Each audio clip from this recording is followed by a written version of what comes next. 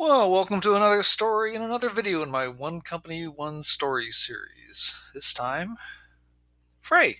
Well, Freyr, as the case may be. Freyr Battery. But first, here comes the amateur legalese. I began investing in companies and their stocks in the late 70s, but I am not a certified investment professional.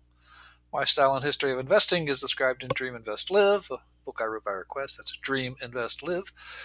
And, oh well, that came out as the Great Recession happened, so that didn't have the best of timing. Uh, but keep in mind, I am not an investment professional. This is not financial advice. I like to talk about small companies. I like to talk about companies that have an idea, and sometimes the stock price becomes more of an issue than the progress on the company. This one's by request. Let me see if I can get the picture up here. There we go. So pardon some repetition, but last time I talked about SolidPower. What's SolidPower? What's that matter? And the previous post was about a company called SolidPower. So one could be excused for saying that this is something similar because this is about semi-solid power. Freyr Battery, or Freyr Battery, I'm not sure how to pronounce it. It's coming out of Scandinavia, so there's that. Their mission is to accelerate the decarbonization of global energy and transportation systems by producing clean, cost-competitive batteries. Okay, cool. There we go. It's right there. Let me change the picture so you have something else to look at now for a while. They're still using lithium-ion batteries. So the idea of batteries for cars, of course, is now a common thing, and more than just cars. To some, it seems like it's actually a mature industry because it's so ubiquitous, but it is a maturing industry, and even within lithium-ion batteries, there are changes, and that's pretty much what this company is representing, as I understand it. So they are working on clean, cost-competitive batteries. Okay, so they're not chasing the next big thing, but they're chasing the next thing. And sometimes a company will chase the next big thing that also postpones introductions to efficiencies that are available much sooner. And we could definitely use more solutions sooner. As I understand, Freyr is partnered with a firm that has a new way of generating lithium-ion batteries, and to do so in a way that is simpler, solvent-free, and uses less materials. Cleaner, quicker, easier to recycle. From the environmental aspect, it takes less energy and looks like it creates less waste. From the business side, quicker and simpler are usually better. Time and money and complexity can mean higher costs. So it's working within an existing infrastructure and changing it. So there's hopefully an advantage to what they're doing. I just kind of keep flipping through some of the photos here. From their website, I get the impression they're focused on large-scale operations like energy storage systems and commercial vehicles. I mean, if I go back to the picture, the page I just clicked away from, their page is loading slow, or my machine's loading slow. There we go. So, they're not talking about something that's going to fit in your wristwatch. This is going to be for large facilities, large power banks. And also, they're concentrating, you see which comes first, is the commercial vehicles, trucks, buses, things like that, as compared to electric vehicles, which they're still working on, but they're just further down the site. It'd be odd if they didn't mention electric vehicles, electric cars. Electric vehicles may be the easiest thing to see, but renewables like wind and energy benefit from energy storage during their slack times, hence the big batteries. Cars are noticeable, but trucks actually can produce more CO2 because they're working hard. A car is usually carrying one passenger for relatively short trips. Trucks pull tens of thousands of pounds for hundreds or thousands of miles. So Freyr helps both ends of the energy chain, production and consumption. Okay, so you can imagine that this is not just a simple operation. I mean, any of these things can look much more complex. And they're partnered with another firm called 24 Technology, and that's where a lot of the details are. Which I stumbled across because it's 24M. Freyr's website is almost exclusively words and pictures.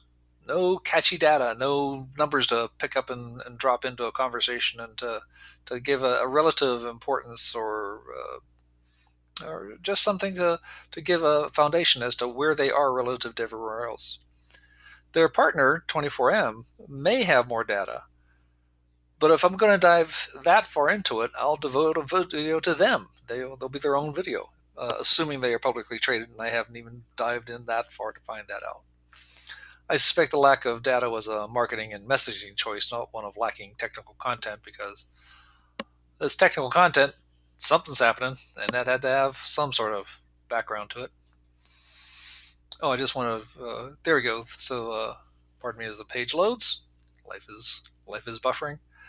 But Freyr Battery is out of Norway, which means they have the opportunity to have some marvelous photos in here, some beautiful places, and they're really working on, from what I can tell, keeping in mind that it's more than just running a business, keeping in mind that it's more than just cranking out product, that it's more than just what they can buy for materials, what they can ship out the door. It's the full cycle in terms of what the total impact is in a very, very appreciable way. And in fact, like they're talking about accelerating recycling. Well, whatever, accelerated or not, whatever they're doing that can improve recycling is a benefit, because so many times a beautiful new age way of doing things comes along, and then you find that it has horrible consequences in terms of the materials that are being processed, and then there's no place to get rid of them. So they're working those ends of the issues, and if you're a socially responsible investor, that's something to keep in mind. But again, because I don't have any data, lots of words, no data, I can't really address what their real benefits are. How many fewer materials are they using? How much quicker are they able to go through the process? If they're working on a single layer battery rather than a multiple layer battery, then it's a simpler process because you don't have to stack up lots and lots of thin sheets.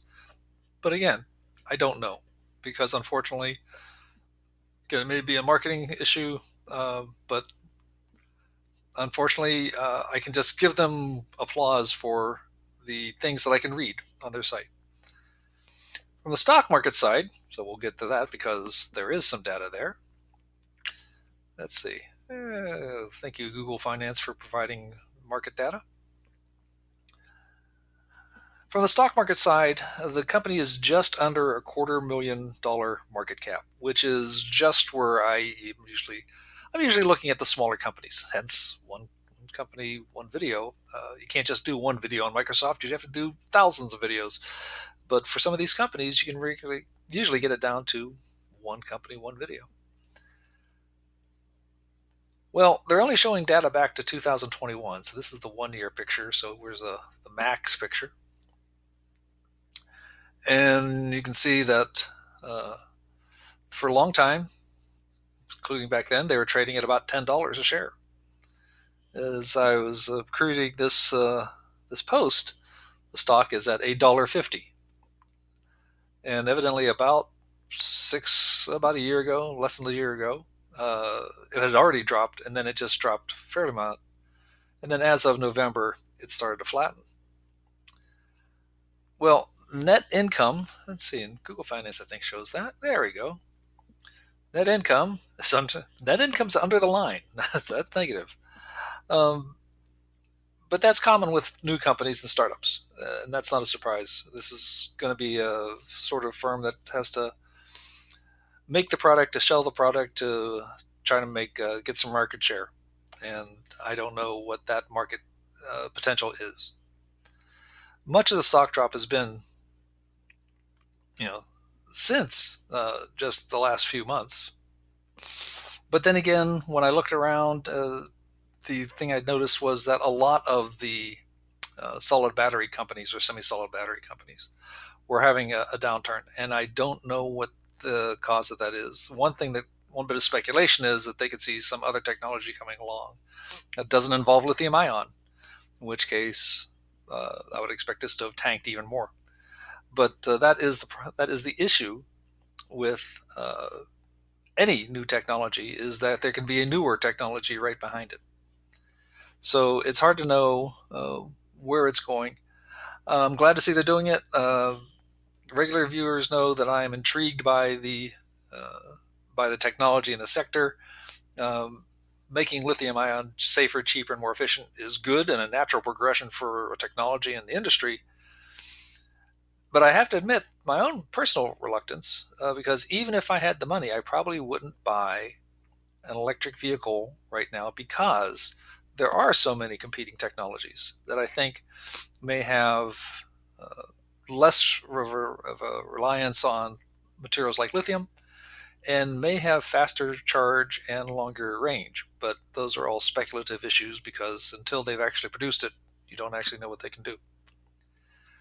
In the meantime, you can see one of the reasons I don't is if you go out to Amazon. Oh, I should just pop up Amazon and see if it loads. But come on, come there. Where'd you go? Where'd you go? There we go. I am a writer of many things, and one thing I did was I wrote a series of books about 12-month travel up in the Washington Cascades.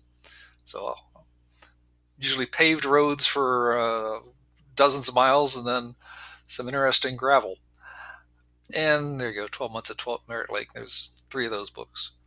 So I'm very particularly attuned to what performance an electric vehicle would have, whether it's lithium or something else, in cold conditions and rough conditions, reliability, and that sort of thing.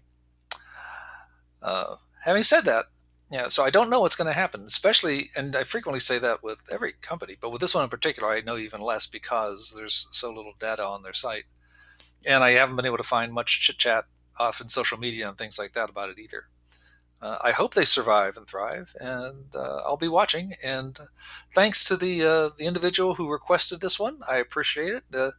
Trying to find the new companies is always an interesting struggle for any investor that wants to.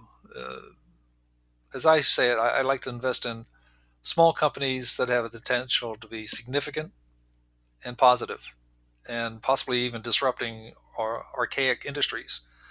At this point, it's almost like lithium-ion. Well, we'll see if there's a challenge to them.